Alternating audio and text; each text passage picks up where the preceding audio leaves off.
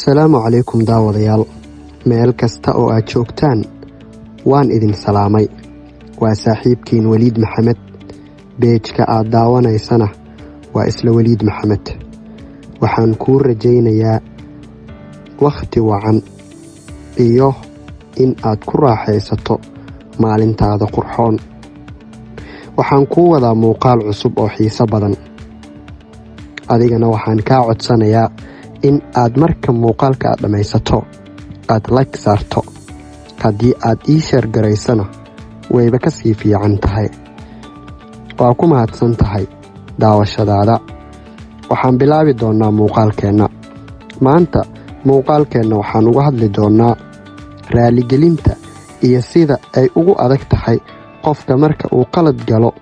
Waxyaabaha keena in qofka marka uu qof kale qalad ka galo uu raaligeliyo uga cagajiido. Ma Soomaaliya keliyaba mise adduunka oo dhan ayaa nala wadaaga. Raaligelintuse maxay ka tari kartaa qofka dhibaatada loo geystay dhan walba ha ahaato. Waxaan dul istaagi doonaa sheeko yar oo ku saabsan raaligelinta.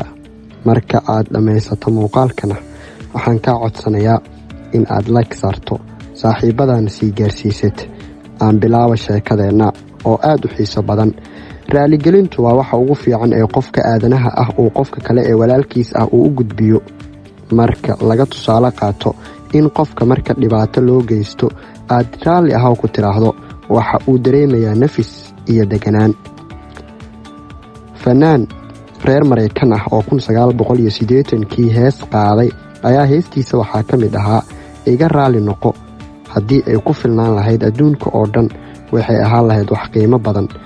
Heestaas berigeedii waxay ahayd mid ka mid ah heesaha loogu xiisaynta badnaa ee la dhagaysan jiray.